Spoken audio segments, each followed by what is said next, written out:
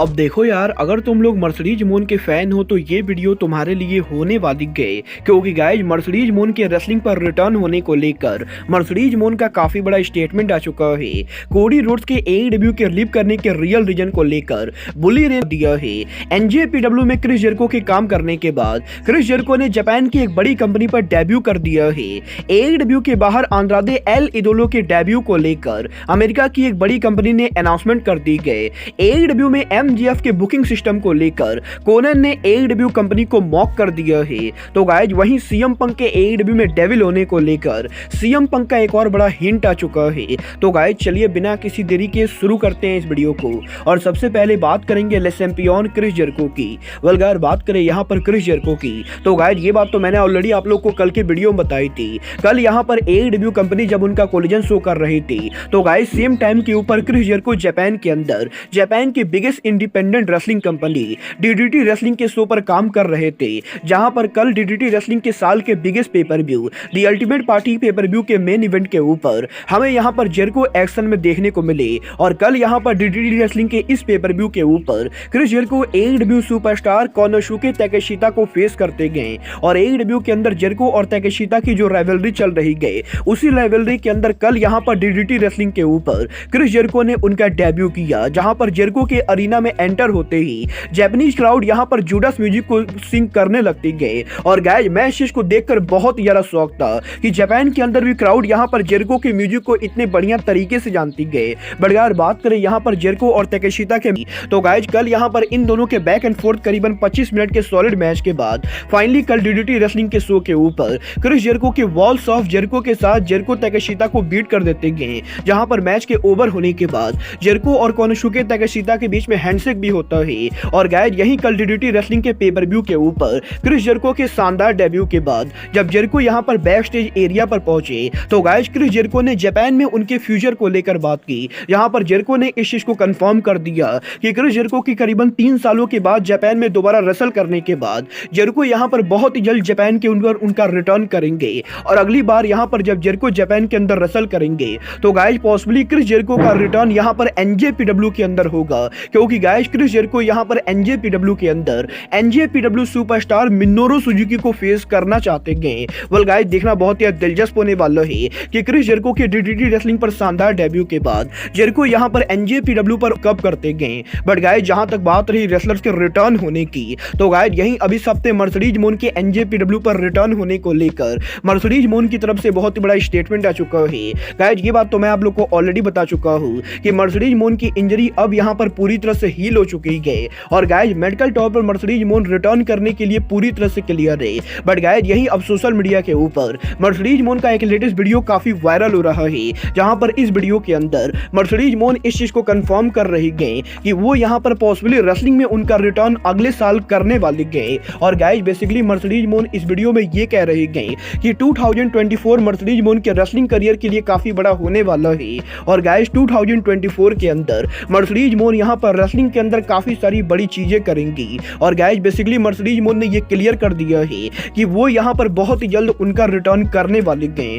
Well guys देखना बहुत ही दिलचस्प होने वाला है कि मर्सिडीज मून का ये रिटर्न एनजेपीडब्ल्यू के ऊपर होता है या फिर मर्सिडीज मून एईडब्ल्यू पर डेब्यू करके रेसलिंग पर उनका रिटर्न करती गए। बट गाइज चलिए फिलहाल आगे बढ़ते और बात करते हैं एईडब्ल्यू में एमजीएफ के बुकिंग सिस्टम की। वेल गाइज ये बात तो हम सभी लोगों को मालूम है, एमजीएफ एईडब्ल्यू के नॉर्मल रेसलर्स के मुकाबले एईडब्ल्यू में बहुत ही कम रेसल करते गए। बट गाइज पिछले 1 से 1.5 महीनों से जिस तरीके से एईडब्ल्यू के अंदर टोनी खान एमजीएफ को बुक कर रहे गए, उस बुकिंग के अंदर एमजीएफ एईडब्ल्यू के अंदर मल्टीपल टाइम रेसल कर रहे गए। और इवन यहां पर एईडब्ल्यू के अगले पेपर व्यू के ऊपर भी एमजीएफ यहां पर 2-2 मैचेस रेसल करने वाले गए। और गाइज यही एईडब्ल्यू में टोनी खान के एक बुकिंग सिस्टम को लेकर लूचा लिब्रे ट्रिपल ए के हेड बुकर कोनन का काफी बड़ा स्टेटमेंट आ चुका है, जहां पर Lucha Libre triple A Conan का ये कहना है कि एईडब्ल्यू के अंदर एमजीएफ को टोनी खान जिस तरीके से इस समय बुक कर रहे गए उससे यहां पर एमजीएफ की वैल्यू कम हो रही गई। और गाइज यहां पर कोनन का ये कहना है कि डब्ल्यूडब्ल्यूई के अंदर रोमन रेंस और ब्रॉक लेसनर जैसे रेसलर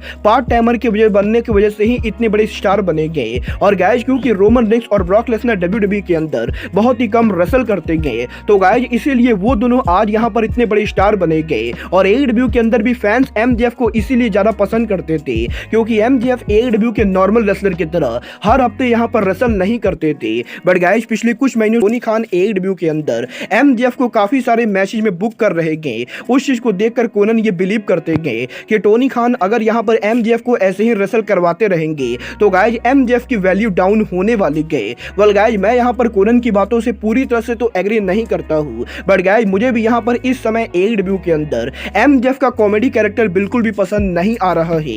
वेल गाइस ये तो बात हुई AEW के अंदर बुकिंग सिस्टम की, बट गाइस चलिए फिलहाल आगे बढ़ते और बात करते हैं AEW के फॉर्मर सुपरस्टार कोडी रोड्स की। वेल गाइस बात करें यहाँ पर कोडी रोड्स की तो गाइस ये बात तो हम सभी लोग मानेंगे कि कोडी रोड्स के AEW को लीव करने के बाद अब जब कोडी WWE के अंदर काम कर रहे गए तो गाइस कोडी AEW के मुकाबले भी बहुत बड़े सुपरस्टार बन चुके गए। बट गाइस यही कोडी के AEW कंपनी के लीव करने को लेकर अब बुली रे ने AEW के ऊपर बहुत ही बड़ा आरोप लगा दिया है, जहां पर इस हफ्ते WWE हॉल ऑफ फेमर बुली रे के लेटेस्ट पॉडकास्ट के ऊपर बुली रे ने कोडी के AEW के लीव करने को लेकर बात की। और गाइस यहां पर कोडी का ये कहना है कि कोडी रोड्स के AEW के लीव करने का सबसे बड़ा रीजन और कोई नहीं बल्कि AEW के फैंस है, क्योंकि गाइस यहां पर कोडी रोड्स वो इंसान थे जिसने AEW को अपनी पूरे मेहनत से बनाया था। और गाइस कोडी रोड्स के AEW कंपनी को बनाने के बाद भी जब AEW के फैंस ने कोडी रोड्स के ऊपर टर्न कर दिया और AEW के हर डायनामाइट के ऊपर जब अरीना के अंदर फैंस यहां पर कोडी को बू करने लगे तो गाइस यहां पर कोडी रोड्स को भी ये लगा होगा कि ये कंपनी कोडी को डिजर्व नहीं करती गए। और गाइस यहां पर बुली रे का ये दावा करना है कि AEW के फैंस के कोडी को चीयर ना और सपोर्ट ना करने की वजह से कोडी रोड्स ने AEW कंपनी को लीव किया है। वेल गाइस मैं यहां पर बुली रे की इन बातों से बिल्कुल भी एग्री नहीं करता हूं और गाइस मुझे यहां पर ये बातें बिल्कुल ही बकवास लगती गए। बट गाइस आप लोग बुली रे के इन बातों से एग्री करते हो या नहीं, आप लोग मुझे करके बताइए। बट गाइस चलिए फिलहाल आगे बढ़ते और बात करते हैं आंद्रादे एल इदोलो के AEW के बाहर डेब्यू करने की। वेल गाइस ये बात तो मैं आप लोग को पहले भी बता चुका हूँ कि AEW के अंदर जितने भी रेसलर काम करते गए AEW उन रेसलर्स को AEW के बाहर दूसरे कंपनी पर काम करने का फ्रीडम देती गए। और guys AEW superstar John Moxley AEW के बाहर वीकली बेसिस पर लगभग हर हफ्ते AEW के बाहर कंपनीज पर काम करते गए। बट गाइस अब यहाँ पर AEW के one of the top superstar Andrade El Idolo पहली बार AEW के बाहर अमेरिका के किसी मेजर प्रमोशन पर काम करने वाले गए। और गाइस ये प्रमोशन और कोई नहीं बल्कि इस समय अमेरिका की biggest independent wrestling company GCW होने वाली गए। वेल गाइस आज यहां पर GCW ने ये ऑफिशियली अनाउंस कर दिया है कि GCW के होने वाले 3 बड़े शोज के ऊपर आंद्रादे एल इदोलो काम करने वाले गए, जहां पर 9 दिसंबर को GCW पर आंद्रादे के डेब्यू करने के बाद आंद्रादे एल इदोलो 12 दिसंबर और 16 दिसंबर के ऊपर भी GCW के शो पर रेसल करेंगे। और गाइस GCW का ये कहना है कि आंद्रादे एल इदोलो का debut one of the most iconic debut होने वाला है। वेल गाइस देखना बहुत ही दिलचस्प होने वाला है कि GCW के अंदर आंद्रादे एल इदोलो उनके अपकमिंग डेब्यू पर किसको फेस करते गए। बट गाइस जहां तक बात रही डेब्यू और रिटर्न होने की तो गाइस ये बात तो हम सभी लोगों को मालूम है, जब से यहां पर CM पंक को AEW से फाइट किया गया है तब से यहां पर CM पंक को लेकर आए दिन कोई ना कोई कंफ्लिक्टिंग रिपोर्ट आती रहती गए। और गाइस कभी यहां पर रिपोर्टर्स का ये कहना होता है कि CM पंक WWE पर रिटर्न कर रहे गए, तो गाइस कभी यहां पर रिपोर्टर्स का ये कहना होता है कि WWE और CM पंक के बीच में कोई भी बात नहीं हो रही गई। और गाइस यहीं WWE पर CM पंक के रिटर्न्स के इन सभी कंफ्लिक्टिंग रिपोर्ट के बाद अब यहां पर सोशल मीडिया के ऊपर CM पंक के AEW में डेविल होने को लेकर एक और नई स्टोरी लाइन चल रही गई, जहां पर सोशल मीडिया के ऊपर बहुत सारे लोगों का अब ये दावा करना है कि CM पंक पॉसिबली AEW के डेविल हो सकते गए। और गाइस यहीं सोशल मीडिया पर CM पंक के AEW में डेविल होने के इन सभी रूमर्स के बाद अब CM पंक भी रेसलिंग फैंस को बुरी तरह से ट्रोल कर रहे गए, जहां पर 2 दिन पहले CM पंक ने इंस्टाग्राम के ऊपर उनके एक ब्लडी पिक्चर को शेयर किया था। और गाइस इस पिक्चर के नीचे CM पंक ने अपने आप को डेविल कॉल आउट किया था। और गाइस यही CM पंक के उस पिक्चर के बाद अब आज यहाँ ने CM पंक ने इंस्टाग्राम के ऊपर एक और पिक्चर को शेयर किया है, जहां पर इस बार इस पिक्चर के अंदर WCW के अंदर हमें कोई मास्क रेसलर आते हुए दिखाई दे रहा है। और गाइस WCW के अंदर ये जो मास्क रेसलर है, इस रेसलर ने यहाँ पर डेविल का मास्क पहना है। और गाइस पर CM पंक इस पिक्चर को पोस्ट करते हुए सोशल मीडिया पर ये पूछते गए कि इस मास्क के अंदर कौन है। और गाइस बेसिकली यहाँ पर CM पंक फैंस को ट्रोल कर रहे गए कि वो यहाँ पर पॉसिबली AEW के डेविल हो सकते गए। वेल गाइस एक बात तो माननी पड़ेगी, अगर ये बंदा सच में AEW में डेविल होने वाला है तो ये यहाँ पर रेसलिंग इंडस्ट्री की ग्रेटेस्ट स्टोरी लाइन होने वाली गए। बट गाइस अगर ये बंदा AEW का डेविल नहीं होने वाला है तो ये यहाँ पर AEW के लिए बहुत ही बड़ा लेट डाउन होगा। बोला आप लोग AEW में डेविल के तौर पर देखना चाहते हो या नहीं, आप लोग मुझे कमेंट करके बताएंगे। बट गाइज अब आज के इस वीडियो में बस इतना ही। मैं मिलता हूँ आपसे अपने अगले वीडियो पे। बट गाइज तब तक के लिए good bye, good night and bang.